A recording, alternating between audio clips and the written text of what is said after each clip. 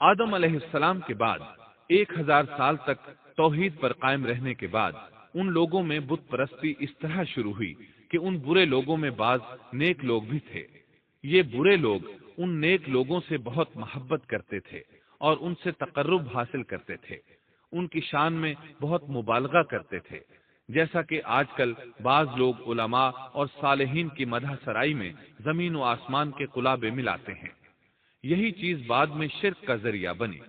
امام بخاری رحمۃ اللہ علیہ نے سورہ نوح آیت 23 میں اللہ کے فرمان وَقَالُوا لَا تَذَرُنَّ آلِهَتَكُمْ وَلَا تَذَرُنَّ وَدًّا وَلَا سُوَاعًا وَلَا يَغُوثَ وَيَعُوقَ وَنَسْرًا، اور انہوں نے کہا کہ ہرگز اپنے معبودوں کو نہ چھوڑنا، اور نہ ود اور سوا اور یغوث اور یعوق اور نصر کو چھوڑنا کی تفسیر کرتے ہوئے ابن عباس رضی اللہ عنہما سے روایت کی ہے۔ وہ فرماتے ہیں کہ یہ نوح علیہ السلام کی قوم کے بعض نیک آدمیوں کے نام ہیں۔ جب وہ فوت ہو گئے تو شیطان نے ان کی قوم کے دل میں یہ بات ڈال دی کہ جہاں وہ حضرات بیٹھا کرتے تھے وہاں ان کے بت بنا کر رکھ دو اور ان کو وہی نام دو جو ان بزرگوں کے تھے۔ انہوں نے ایسا ہی کیا اور پتھر کے بت بنا کر ان کے نام ان بزرگوں والے رکھ دیے۔ اس وقت تو بتوں کی پوجا نہ ہوئی، لیکن جب یہ لوگ فوت ہو گئے اور علم مٹ گیا تب ان کی پوجا ہونے لگی۔ ابن عباس رضی اللہ عنہما فرماتے ہیں نوح علیہ السلام کی قوم کے یہی بت بعد میں عرب میں پوجے گئے، اور اللہ تعالیٰ کے فرمان وَقَالُوا لَا تَذَرُنَّ آلِهَتَكُمْ وَلَا تَذَرُنَّ وَدًّا وَلَا سُوَاعًا وَلَا يَغُوثَ وَيَعُوقَ وَنَسْرًا کا یہی مطلب ہے، یعنی ان نیک بزرگوں کے بت بنا لیے گئے اور آہستہ آہستہ ان کی پوجا شروع کر دی گئی، اور سب لوگوں نے ایک اللہ کی عبادت سے انکار کر دیا۔ نوح علیہ السلام اکیلے اس دنیا میں موحد اور توحید پرست باقی رہ گئے۔ نوح علیہ السلام کا نسب کچھ یوں ہے: نوح بن لامک بن متو شلح بن ادریس۔ اس طرح ادریس علیہ السلام ان کے پردادا ہوئے۔ اس وقت لوگوں کی عمریں بہت طویل ہوتی تھیں، اس لیے ہم کہہ سکتے ہیں کہ ادریس علیہ السلام کئی 100 سال زندہ رہے، اور نوح علیہ السلام 1000 سال سے بھی زیادہ عرصہ زندہ رہے۔ عمریں لمبی ہونے کی وجہ سے ادریس علیہ السلام اور نوح علیہ السلام کے درمیان کافی مدت بنتی ہے، اور اسی مدت کے دوران کفر و شرک نے زور پکڑا اور بتوں کی عبادت شروع ہو گئی۔ تب اللہ تعالیٰ نے نوح علیہ السلام کو زمین میں مبعوث فرمایا۔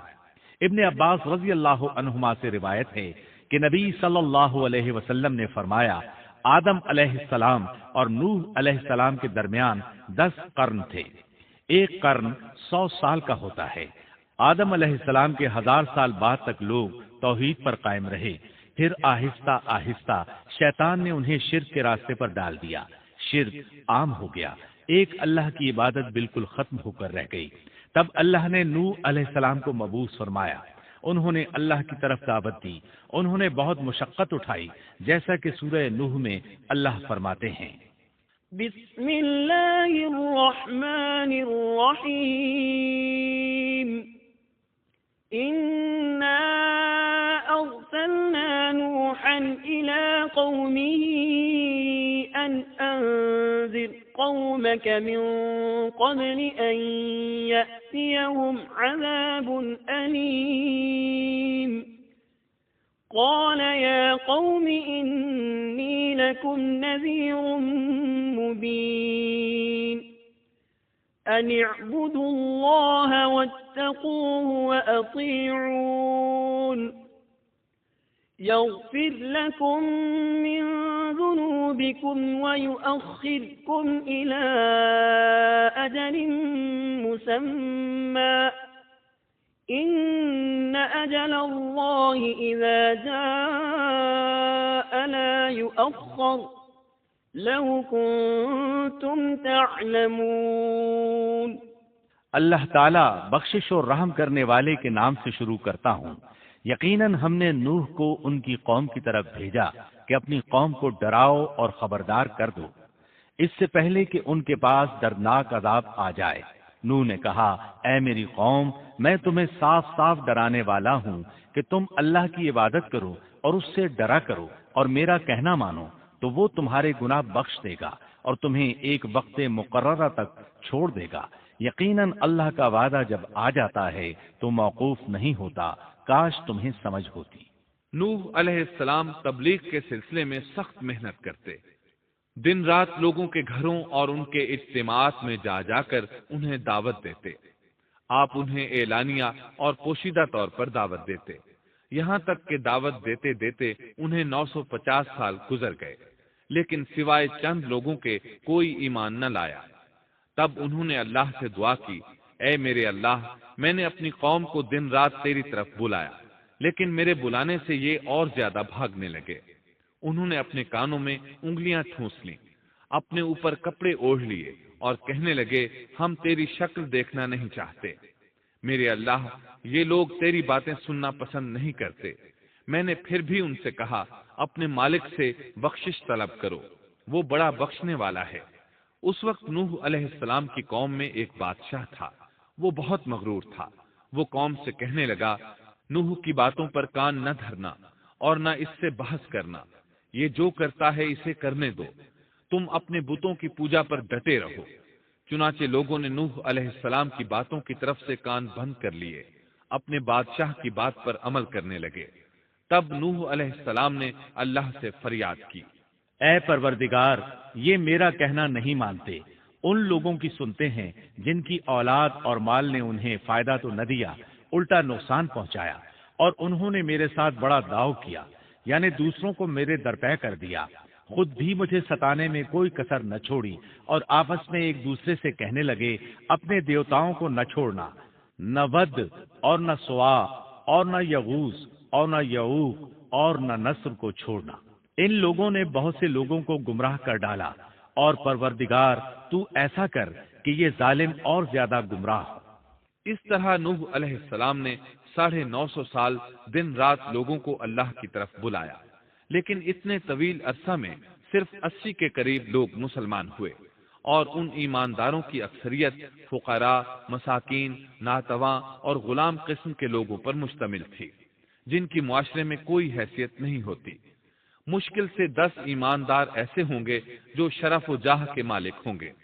چنانچہ نوح علیہ السلام کے مغرور سرداروں نے جب اس صورتحال کو دیکھا تو اکٹھے ہو کر نوح علیہ السلام کے پاس آئے اور کہنے لگے، اے نوح، ہم چاہتے ہیں تیری باتیں سنیں اور لوگوں کو بھی تیری باتیں سننے کی ترغیب دیں اور سب تجھ پر ایمان لے آئیں، لیکن اس سے پہلے ہماری ایک شرط ہے، یہ کہ آپ کے حلقے میں جو یہ ذلیل اور حقیر لوگ آ گئے ہیں، انہیں دھکے دے کر اپنے پاس سے نکال دے، اس لیے کہ ہم اپنی قوم کے سردار، چودھری اور مقام و مرتبے والے لوگ ہیں، اس لیے ہم ان فقیر لوگوں کے پاس نہیں بیٹھ سکتے۔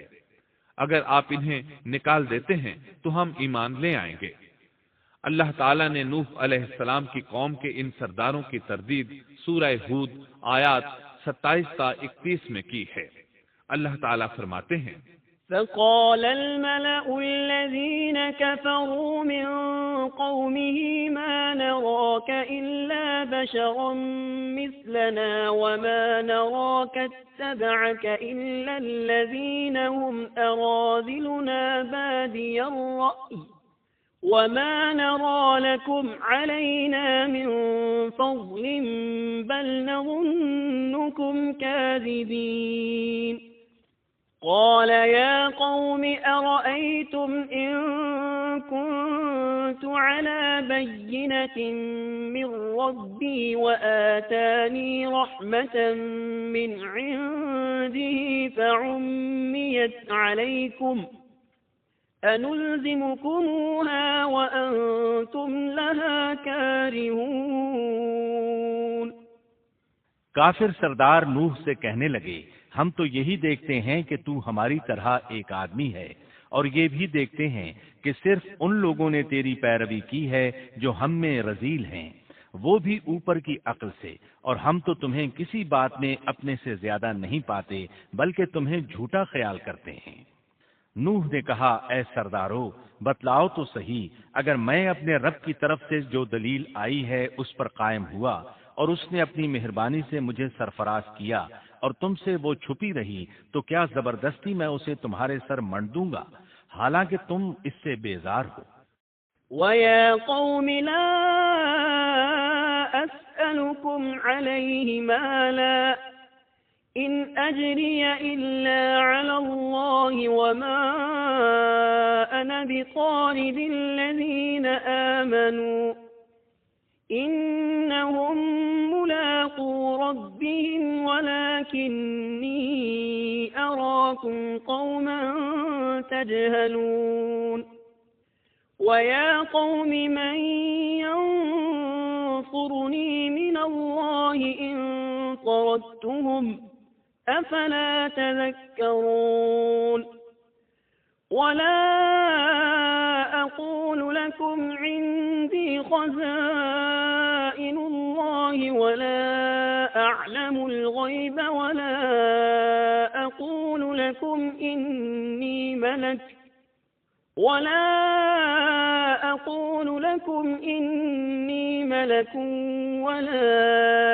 أَقُولُ لِلَّذِينَ تَزْدَرِي أَعْيُنُكُمْ لَن يُؤْتِيَهُمُ اللَّهُ خَيْرًا اللَّهُ أَعْلَمُ بِمَا فِي أَنفُسِهِمْ إِنِّي إِذًا لَّمِنَ الظَّالِمِينَ۔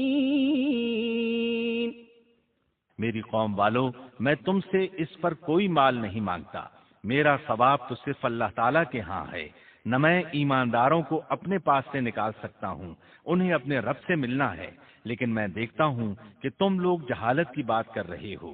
میری قوم کے لوگوں، اگر میں ان مومنوں کو اپنے پاس سے نکال دوں تو اللہ کے مقابلے میں میری مدد کون کر سکتا ہے؟ کیا تم کچھ بھی غور و فکر نہیں کرتے؟ میں تم سے یہ نہیں کہتا کہ میرے پاس اللہ کے خزانے ہیں اور میں غیب کا علم بھی نہیں رکھتا، نہ میں یہ کہتا ہوں کہ میں کوئی فرشتہ ہوں، نہ میرا یہ قول ہے کہ جن پر تمہاری نگاہیں ذلت سے پڑ رہی ہیں اللہ تعالیٰ انہیں کوئی نعمت دے گا ہی نہیں۔ ان کے دل میں جو ہے اللہ اسے بخوبی جانتا ہے۔ اگر میں ایسی بات کہوں تو یقیناً میرا شمار ظالموں میں سے ہوگا۔ اس پر نوح علیہ السلام کی قوم اور اکڑ گئی اور وہ کہنے لگے، اے نوح، بس بہت ہو گیا، تو نے ہمیں بہت ڈرا دھمکا دیا۔ اب اگر تو سچا ہے تو جس چیز کا وعدہ تو ہم سے کرتا تھا اس کو لے آ۔ نوح علیہ السلام نے ان کی بات سن کر کہا، عذاب لانا تو اللہ کا کام ہے، اللہ کو کوئی عاجز نہیں کر سکتا، اور جب اس کا عذاب آ جائے گا تو کوئی بھاگ نہیں سکے گا۔ اس کے بعد نوح علیہ السلام کی قوم کا ان سے آمنا سامنا ہوا تو انہوں نے ان سے کہا، اے میری قوم، اگر تم پر یہ گراں گزرتا ہے کہ میں تم میں رہتا ہوں اور تمہیں اللہ کی باتیں سنا رہا ہوں، تم اس سے چڑھتے ہو اور مجھے نقصان پہنچانے کے درپے رہتے ہو، تو سنو، میں صاف کہتا ہوں، مجھے تمہارا کوئی خوف نہیں، تمہاری کوئی پرواہ نہیں، تم سے جو ہو سکے کر گزرو، میرا جو بگاڑ سکتے ہو بگاڑ لو، تم اپنے شریکوں اور جھوٹے معبودوں کو بھی بلا لو اور مل جل کر مشورے کر کے بات کھول کر پوری قوت کے ساتھ مجھ پر حملہ کرو۔ تمہیں قسم ہے تم میرا جو بگاڑ سکتے ہو بگاڑ لو، اس میں کوئی کسر اٹھا نہ رکھو، مجھے بالکل مہلت نہ دو، اچانک مجھے گھیر لو، میں بالکل بے خوف ہوں، اس لیے کہ تمہارے راستے کو میں باطل جانتا ہوں، میں حق پر ہوں، حق کا ساتھی اللہ ہوتا ہے، میرا بھروسہ اسی عظیم ذات پر ہے، مجھے اس کی قدرت کی بڑائی معلوم ہے۔ نوح علیہ السلام نے واضح الفاظ میں اپنی قوم کو چیلنج دیا، لیکن کسی میں طاقت نہ ہوئی کہ وہ نوح علیہ السلام کا مقابلہ کر سکے۔ چنانچہ کہنے لگے، اسے چھوڑ دو، یہ مجنون اور بے وقوف ہے، نعوذ باللہ۔ بہرحال معاملہ اسی طرز پر چلتا رہا، یہاں تک کہ سال ہر سال گزر گئے، لیکن کوئی مسلمان نہ ہوا۔ پھر پہاڑ پر رہنے والے لوگ روز بروز برائی میں ترقی کرتے چلے گئے، اور جو لوگ شروع میں ایمان لائے تھے ان کے علاوہ اور کوئی شخص ایمان نہ لایا۔ نوح علیہ السلام انہیں مسلسل دعوت دیتے رہے مگر بے اثر۔ یہاں تک کہ اللہ تعالیٰ نے نوح علیہ السلام کی طرف وحی کی کہ اب کوئی شخص ایمان نہیں لائے گا۔ اللہ تعالیٰ سورہ ہود میں فرماتے ہیں، وَأُوحِيَ إِلَى نُوحٍ أَنَّهُ لَن يُؤْمِنَ مِن قَوْمِكَ إِلَّا مَن قَدْ آمَنَ فَلَا تَبْتَئِسْ بِمَا كَانُوا يَفْعَلُونَ۔ نوح کی طرف وحی کی گئی کہ آپ کی قوم میں سے جو ایمان لا چکے ہیں ان کے سوا اور کوئی اب ایمان نہیں لائے گا، پس آپ ان کے کاموں پر غمگین نہ ہوں۔ مطلب یہ تھا کہ آپ غم نہ کریں، اللہ کا حکم اب پورا ہونے والا ہے۔ غور فرمائیں، نوح علیہ السلام کے جذبے کو دیکھیے، مسلسل 950 سال تک دعوت دیتے رہے، لوگ انہیں جھٹلاتے رہے، لیکن پھر بھی ان سے نا امید نہ ہوئے۔ اب جب کہ اللہ کی طرف سے وحی آ گئی کہ ان میں سے اور کوئی ایمان نہیں لائے گا اور کسی میں طاقت نہیں کہ انہیں ہدایت عطا فرمائے، تو نوح علیہ السلام نا امید ہو گئے اور انہوں نے اپنی قوم پر بد دعا کی۔ اس کا ذکر اللہ تعالیٰ نے سورہ نوح آیات 26 تا 28 میں کیا ہے۔ وَقَالَ نُوحٌ رَبِّ لَا تَذَرْ عَلَى الْأَرْضِ مِنَ الْكَافِرِينَ دَيَّارًا إِنَّكَ إِن تَذَرْهُمْ يُضِلُّوا عِبَادَكَ وَلَا يَلِدُوا إِلَّا فَاجِرًا كَفَّارًا رَبِّ اغْفِرْ لِي وَلِوَالِدَيَّ وَلِمَن دَخَلَ بَيْتِيَ مُؤْمِنًا وَلِلْمُؤْمِنِينَ وَالْمُؤْمِنَاتِ وَلَا تَزِدِ الظَّالِمِينَ إِلَّا تَبَارًا۔ نوح نے کہا، اے میرے پروردگار، تو روئے زمین پر کسی کافر کو رہنے سہنے والا نہ چھوڑ۔ اگر تو انہیں چھوڑے گا تو یہ یقیناً تیرے اور بندوں کو بھی گمراہ کر دیں گے، اور ان کے ہاں جو اولاد ہوگی وہ بھی بدکار ناشکرے ہوں گے۔ اے میرے پروردگار، تو مجھے اور میرے ماں باپ کو اور جو بھی ایماندار ہو کر میرے گھر آئے اور تمام مومن مردوں اور عورتوں کو بخش دے، اور کافروں کو سوائے ہلاکت کے اور کچھ نہ دے۔ اللہ تعالیٰ فرماتے ہیں کہ جب نوح علیہ السلام نے ہمیں مدد کے لیے پکارا تو پھر ہم نے اس کی مدد کی اور اسے ایک بڑی کشتی بنانے کی وحی کی، لیکن نوح علیہ السلام نہیں جانتے تھے کہ وہ اتنی بڑی کشتی کیسے بنائے، اور نہ ہی وہ بڑھئی تھے کہ اس کام سے واقف ہوتے۔ اس لیے اللہ تعالیٰ نے ان کی طرف یہ وحی کی کہ ہماری آنکھوں کے سامنے اور ہماری وحی کے مطابق ایک کشتی تیار کرو۔ اللہ نے وحی کے ذریعے ان کی رہنمائی کی کہ وہ اس طرح کریں، اور مزید تعلیم کے لیے جبرائیل علیہ السلام کو بھیج دیا۔ وہ انہیں بتلاتے گئے کہ اس طرح کشتی تیار کرو۔ نوح علیہ السلام ایک پہاڑ پر رہتے تھے، ان کے ارد گرد درخت نہیں تھے، نہ پانی تھا، چنانچہ انہوں نے بہت سے درخت اگائے، پھر ان کو کاٹا اور پہاڑ پر بیٹھ کر کشتی تیار کرتے رہے۔ آپ بڑے بڑے تختے بناتے اور لوہا لاتے اور ان سے کیل تیار کرتے، پھر ان کیلوں کو تختوں میں ٹھوکتے، آپس میں ان تختوں کو ملاتے، یہاں تک کہ ایک بہت بڑی مضبوط اور دیو ہیکل کشتی تیار ہو گئی۔ ایک روایت کے مطابق نوح علیہ السلام نے اس کو 100 سال میں تیار کیا۔ یہ تھی وہ کشتی جسے نوح علیہ السلام نے اللہ کی ہدایت کے مطابق تیار کیا تھا۔ سورۃ القمر آیت 13 میں ارشاد ہوتا ہے، وَحَمَلْنَاهُ عَلَى ذَاتِ أَلْوَاحٍ وَدُسُرٍ، اور ہم نے نوح کو اس کشتی میں سوار کیا جو تختوں اور کیلوں سے بنی ہوئی تھی۔ نوح علیہ السلام نے دعوت کا کام چھوڑ دیا اور کشتی بنانے لگے۔ وہ لوگ جب انہیں کشتی بناتے دیکھتے تو ان کا مذاق اڑاتے، کہتے، نوح پہلے تو نبی تھا، اب بڑھئی بن گیا۔ مزید کہتے، یہ کیسا مجنون ہے کہ پہاڑ پر کشتی بنا رہا ہے، تعجب ہے اس پر۔ اللہ نے ان کافروں کے مذاق کا ذکر سورہ ہود آیات 38 اور 39 میں کیا ہے۔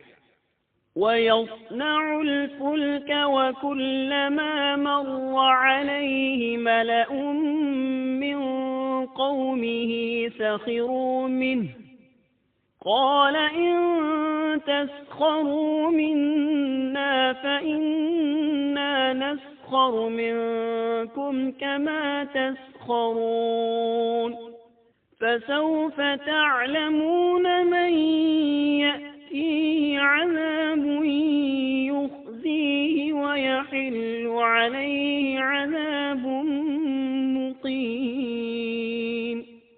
نوح کشتی بنانے لگے، اس کی قوم کی جو جماعت اس کے پاس سے گزرتی وہ اس کا مذاق اڑاتی۔ وہ کہتے اگر تم ہمارا مذاق اڑاتے ہو تو ہم بھی تم پر ایک دن ہنسیں گے جیسے تم مسخرہ پن کر رہے ہو۔ تمہیں بہت جلد معلوم ہو جائے گا کہ کس پر عذاب آتا ہے، جو اسے رسوا کرے اور اس پر ہمیشہ کا عذاب اتر آئے۔ اس کشتی کا حلیہ ابن عباس رضی اللہ عنہما سے ایک روایت میں یوں آیا ہے۔ وہ بیان کرتے ہیں کہ نوح علیہ السلام نے پہاڑ پر ایک کشتی تیار کی اور اسے تارکول سے لت پت کیا۔ اسی وقت سے تارکول کا ظہور ہوا۔ اس کشتی کا طول 300 گز، اونچائی 30 گز اور عرض 50 گز تھا۔ ایک اندازے کے مطابق اس کا طول 1 کلومیٹر سے زیادہ تھا اور اس کی بلندی اور گہرائی کے بارے میں کہا گیا ہے کہ 30 ہاتھ تھی، اور یہ کشتی عام کشتیوں کی طرح اوپر سے کھلی ہوئی نہیں تھی، بلکہ جس طرح اس کو نیچے سے بند کیا گیا تھا اسی طرح اوپر سے بھی بند کیا گیا تھا، تاکہ اوپر سے جو بارش برسے وہ انہیں نقصان نہ دے، اور جس طرح نیچے والے غرق ہونے سے محفوظ رہیں اسی طرح اوپر والے بھی محفوظ رہیں۔ گویا وہ ایک گیند کی مانند تھی۔ اس میں الگ الگ 3 درجے بنائے گئے تھے، ہر درجے میں ایک دروازہ تھا، اور یہ 3 دروازے اس طرح تھے کہ ہر دروازے کے اوپر ایک دروازہ تھا۔ یہ اس کشتی کا حلیہ تھا جس کے راوی ابن عباس رضی اللہ عنہما ہیں۔ یہ کشتی آج بھی موجود ہے۔ اللہ تعالیٰ نے اس کشتی کو بطور عبرت اور نشانی کے باقی رکھا ہے، جیسا کہ اللہ تعالیٰ فرماتے ہیں وَلَقَدْ تَرَكْنَاهَا آيَةً فَهَلْ مِن مُدَّكِرٍ، اور بے شک ہم نے اس واقعے کو نشانی بنا کر باقی رکھا، پس ہے کوئی نصیحت حاصل کرنے والا۔ اس صدی میں علماء کے ایک گروہ نے اس کشتی کو ترکی کے ایک پہاڑ پر پا لیا ہے۔ اب وہ 2 ٹکڑوں میں تقسیم ہو چکی ہے۔ اس کا حلیہ وہی تھا جو بیان ہوا۔ اللہ کا فرمان سچا ثابت ہو گیا کہ ہم نے اس کو نشانی بنا کر باقی رکھا ہے۔ اس کے بعد طوفان آیا۔ اللہ تعالیٰ نے نوح علیہ السلام کو اس طوفان کے ظہور کی ایک نشانی اور علامت بتلائی تھی۔ نوح علیہ السلام کے گھر میں ایک تنور تھا۔ اللہ نے فرمایا جب یہ تنور جوش مارنے لگے اور پانی اس سے ابلنے لگے تو سمجھ لینا اللہ کا وعدہ آ گیا۔ چنانچہ اس وقت مومنوں کو اور اپنے اہل و عیال کو اور زمین پر بسنے والے تمام جانوروں کا جوڑا جوڑا اس کشتی میں سوار کر لینا۔ تنور سے کیا مراد ہے، اس کے متعلق مفسرین میں اختلاف ہے۔ بعض کہتے ہیں کہ اس سے مراد ایک چشمہ ہے جو زمین سے نکلتا ہے، لیکن راجح روایات کے مطابق اس سے مراد معروف تنور ہے جس میں آگ جلا کر روٹیاں پکائی جاتی ہیں۔ یہ تنور نوح علیہ السلام کے گھر میں تھا، اور اسی کو اللہ نے طوفان کے آنے کی علامت بتایا اور فرمایا کہ جب یہ پھوٹ پڑے اس وقت ہر چیز کا جوڑا جوڑا کشتی پر سوار کر لینا۔ اللہ تعالیٰ سورہ ہود آیت 40 میں فرماتے ہیں حَتَّى إِذَا جَاءَ أَمْرُنَا وَفَارَتِ النُّورُ قُلْ نَحْمِلْ فِيهَا مِن كُلٍّ زَوْجَيْنِ اثْنَيْنِ وَأَهْلَكَ إِلَّا مَن سَبَقَ عَلَيْهِ الْقَوْلُ وَمَا آمَنَ مَعَهُ إِلَّا قَلِيلٌ۔ یہاں تک کہ جب ہمارا حکم آ پہنچا اور تنور ابلنے لگا، ہم نے کہا اس کشتی میں ہر قسم کے جوڑے دوہرے سوار کر لے، اور اپنے گھر کے لوگوں کو بھی سوائے ان کے جن پر پہلے سے بات پڑ چکی ہے، اور سب ایمان والوں کو بھی۔ اس کے ساتھ ایمان لانے والے بہت ہی کم تھے۔ کشتی میں سوار ہونے والوں کی تعداد 80 بتائی جاتی ہے۔ چنانچہ جب تنور جوش مارنے لگا تو نوح علیہ السلام کشتی میں سوار ہو گئے۔ کشتی ان کی بستی میں لوگوں سے دور پہاڑ پر تھی۔ اللہ کی قدرت کہ تمام قسم کے جانور بھی کشتی کے پاس آ گئے۔ نوح علیہ السلام نے انہیں بھی سوار کر لیا۔ اللہ تعالیٰ سورۃ القمر آیات 11 اور 12 میں فرماتے ہیں، ففتحنا أبواب السماء بماء منهمر وفجرنا الأرض عيونا فالتقى الماء على أمر قد قدر۔ پس ہم نے آسمان کے دروازوں کو زور کی بارش سے کھول دیا اور زمین کے چشموں کو جاری کر دیا، پس اس کام پر جو پانی مقرر کیا گیا تھا خوب جمع ہو گیا۔ آسمان سے نازل ہونے والا اور زمین سے نکلنے والا پانی کتنا تھا، اس کا اندازہ اللہ ہی کو ہے۔ بہرحال اس پانی نے زمین پر رہنے والے انسان، چوپائے، حیوانات، غرض ہر چیز کو غرق کر دیا۔ اس بارے میں اللہ فرماتے ہیں، نوح نے اپنی قوم سے تنگ آ کر ہمارے حضور دعا کی، ہم تو ہیں ہی بہترین طور پر دعاؤں کے قبول کرنے والے۔ فوراً ان کی دعا قبول کر لی اور اس تکلیف اور ایذا سے انہیں بچا لیا جو انہیں کفار سے روز مرہ پہنچ رہی تھی، اور ان کی اولاد کو ہم نے باقی رہنے والی بنا دیا، یعنی انہی کی اولاد سے پھر سے دنیا آباد ہوئی، کیونکہ صرف وہی لوگ بچے تھے جو کشتی پر سوار تھے، اور ہم نے ان کا ذکر خیر پچھلوں میں باقی رکھا۔ نوح علیہ السلام پر تمام جہانوں میں سلام ہو۔ ہم نیکی کرنے والوں کو اسی طرح بدلے دیتے ہیں، وہ ہمارے ایماندار بندوں میں سے تھا، پھر ہم نے باقی سب کو غرق کر دیا۔ اللہ مزید فرماتے ہیں، جب پانی میں طغیانی آ گئی تو اس وقت ہم نے تمہیں کشتی میں چڑھا لیا تاکہ اس کو تمہارے لیے نصیحت اور یادگار بنا دیں، تاکہ یاد رکھنے والے کان اس کو یاد رکھیں۔ یعنی پانی اتنا زیادہ ہو گیا کہ اس سے تمام شہر، بستیاں، انسان اور جانور غرق ہو گئے، یہاں تک کہ پانی بلند پہاڑوں سے بھی اونچا ہو گیا، اور اتنے بلند پانی پر یہ کشتی نوح علیہ السلام اور ان کے ساتھیوں کو اپنے دامن میں سمیٹے اللہ کے حکم سے اور اس کی حفاظت میں پہاڑ کی طرح رواں دواں تھی، ورنہ اتنے طوفانی پانی میں کشتی کی حیثیت ہی کیا ہوتی ہے۔ نوح علیہ السلام کشتی میں سوار ہوئے اور انہوں نے اپنے ساتھیوں کو حکم دیا کہ وہ یہ دعا پڑھیں، بسم اللہ مجریہا ومرساہا ان ربی لغفور رحیم۔ اللہ ہی کے نام سے اس کشتی کا چلنا اور ٹھہرنا ہے، یقیناً میرا پالنے والا بڑی بخشش اور رحم والا ہے۔ یہی اللہ کا حکم آپ کو تھا کہ جب تم اور تمہارے ساتھی ٹھیک طرح بیٹھ جاؤ تو کہنا، الحمد للہ الذی نجانا من القوم الظالمین وقل رب انزلنی منزلا مبارکا وانت خیر المنزلین۔ سب تعریف اللہ ہی کے لیے ہے جس نے ہمیں ظالم لوگوں سے نجات عطا فرمائی، اور کہنا کہ اے میرے رب مجھے بابرکت اتارنا، اور تو ہی بہتر اتارنے والا ہے۔ اللہ تعالیٰ نوح علیہ السلام کو نصیحت کر رہے ہیں کہ اللہ آپ کو اور آپ کے اہل کو نجات عطا فرمائیں گے۔ کشتی میں نوح علیہ السلام کے کافر بیٹے کے علاوہ تمام گھر والے سوار تھے۔ آپ کے کافر بیٹے کا نام کنعان تھا، وہ ایک طرف کھڑا تھا۔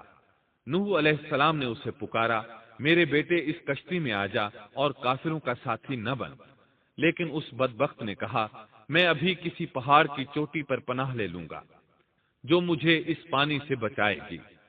نوح علیہ السلام نے کہا، آج اللہ کے حکم سے کوئی بچانے والا نہیں مگر وہی جس پر اللہ رحم کرے۔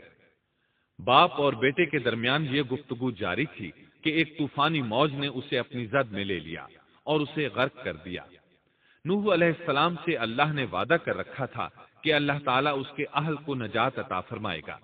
چنانچہ جب آپ کی آنکھوں کے سامنے آپ کا بیٹا غرق ہو گیا تو وہ پکار اٹھے، اے اللہ، میرا بیٹا میرے گھر والوں میں سے تھا اور تو نے مجھ سے وعدہ کیا تھا کہ میرے گھر والوں کو نجات عطا فرمائے گا، اور تو تمام حاکموں سے بہتر حاکم ہے، لہذا ناممکن ہے کہ تیرا وعدہ پورا نہ ہو۔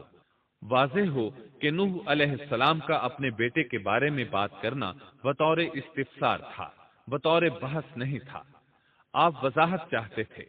اللہ تعالیٰ نے فرمایا، اے نوح، وہ تیرے اہل سے نہیں تھا کیونکہ وہ کافر تھا۔ کفر نسب کو ختم کر دیتا ہے۔ ایک مومن کا دوسرے مومن سے تعلق ایک مسلمان بھائی کے کافر بھائی سے تعلق سے زیادہ بڑا ہے، اور حقیقی اخوت وہ ہے جس کی بنیاد ایمان پر ہو۔ کفر تو نسبی تعلق کو کاٹ دیتا ہے، اس لیے اللہ نے یہ نہیں فرمایا کہ وہ کافر ہے، بلکہ یہ فرمایا کہ وہ تیرے اہل سے نہیں ہے۔ ہمارے لیے بھی یہی حکم ہے، کسی مومن کا کافر کے ساتھ رشتہ نہیں ہو سکتا۔ اس کے ساتھ اللہ نے نوح علیہ السلام کو نصیحت فرمائی کہ آپ ہرگز وہ چیز نہ مانگیں جس کا آپ کو مطلقاً علم ہی نہ ہو، اور ہم آپ کو نصیحت کرتے ہیں کہ جاہلوں میں اپنا شمار کرانے سے باز رہیں۔ جب نوح علیہ السلام یہ بات جان گئے کہ ان کا سوال واقعے کے مطابق نہیں تھا تو فوراً اس سے رجوع کر لیا اور اللہ تعالیٰ سے اس کی رحمت اور مغفرت کے طالب ہوئے۔ اس موقع پر انہوں نے دعا کی، قال رب إني أعوذ بك أن أسألك ما ليس لي به علم وإلا تغفر لي وترحمني أكن من الخاسرين۔ نوح علیہ السلام نے کہا، اے میرے پروردگار، میں تیری ہی پناہ چاہتا ہوں اس بات سے کہ تجھ سے وہ مانگوں جس کا مجھے علم ہی نہ ہو۔ اگر تو مجھے نہ بخشے گا اور تو مجھ پر رحم نہیں کرے گا تو میں خرابی والوں میں ہو جاؤں گا۔ یہ دعا انہوں نے مانگی۔ اپنے بیٹے کے متعلق سوال کے علاوہ نوح علیہ السلام نے اللہ تعالیٰ کی کوئی نافرمانی نہیں کی اور نہ اپنے نفس پر کسی نافرمانی کو شمار کیا۔ کشتی نوح علیہ السلام اور ان کے ساتھیوں کو لیے پانی کی موجوں پر بلند ہو رہی تھی، اور زمین پر موجود ہر چیز، انسان، حیوانات، چوپائے، پرندے غرق ہو چکے تھے۔ ان میں کوئی بھی باقی نہیں بچا تھا۔ اگر کوئی زندہ بچا تھا تو کشتی والے۔ ابن عباس رضی اللہ عنہما سے روایت ہے کہ نوح علیہ السلام اور ان کے ساتھی 6 ماہ کشتی میں رہے، اور بعض روایات میں یہ بھی ہے کہ وہ محرم کی 10 تاریخ کو کشتی سے نیچے اترے۔ آخر اللہ کے حکم سے طوفان رک گیا۔ اللہ نے زمین کو حکم دیا کہ وہ تمام پانی کو نگل جائے۔ زمین نے سارا پانی نگل لیا، زمین خشک ہو گئی۔ اللہ تعالیٰ سورہ ہود آیت 44 میں فرماتے ہیں، وقيل يا أرض ابلعي ماءك ويا سماء أقلعي وغيض الماء وقضي الأمر واستوت على الجودي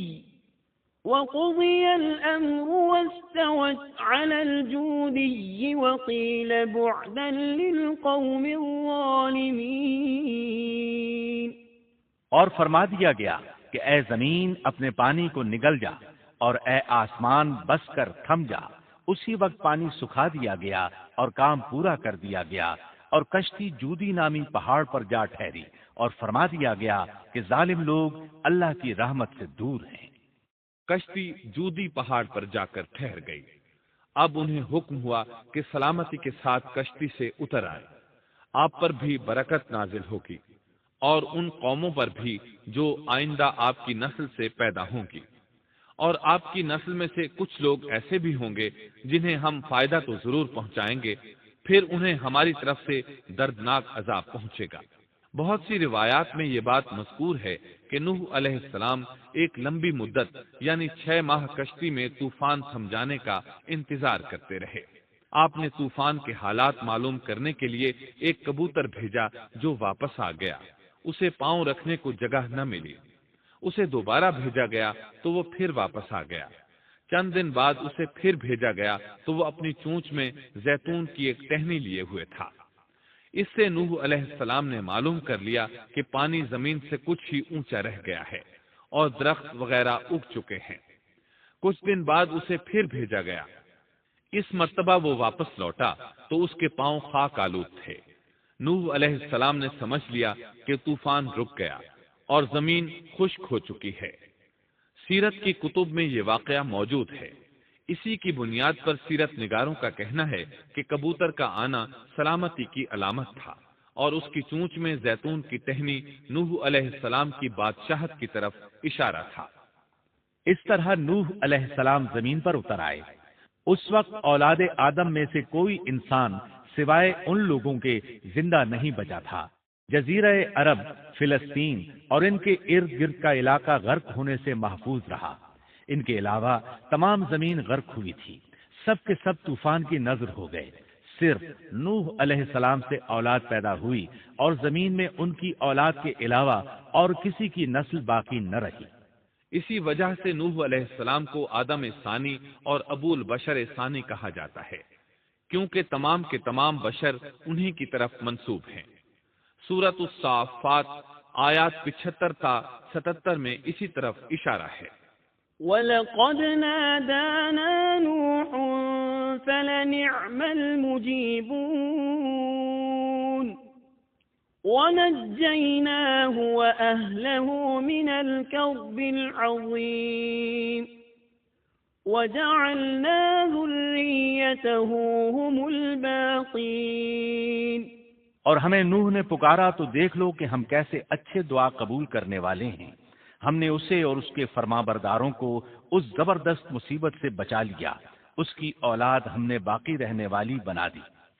ایک دوسرے مقام پر اللہ تعالیٰ دیگر امم اور رسولوں کے متعلق کلام کرتے ہوئے فرماتے ہیں، اے ان لوگوں کی اولاد جنہیں ہم نے نوح کے ساتھ چڑھا لیا تھا، وہ ہمارا بڑا ہی شکر گزار بندہ تھا۔ نوح علیہ السلام کے 3 بیٹے تھے، سام، حام اور یافس۔ سام کی نسل زیادہ تر سفید رنگت کی تھی اور بہت کم لوگ ان میں سیاہ فام تھے، البتہ کچھ ان میں گندمی تھے۔ حام کی اولاد کی اکثریت سیاہ فام تھی، ان میں بہت کم لوگ سفید رنگ کے تھے، اور یافس کی اولاد سرخی مائل رنگ کی تھی۔ عرب اور بنو اسرائیل سام کی اولاد ہیں، تمام حبش حام کی اولاد ہیں، ترک اور مشرقی ایشیا کے لوگ یافس کی اولاد ہیں۔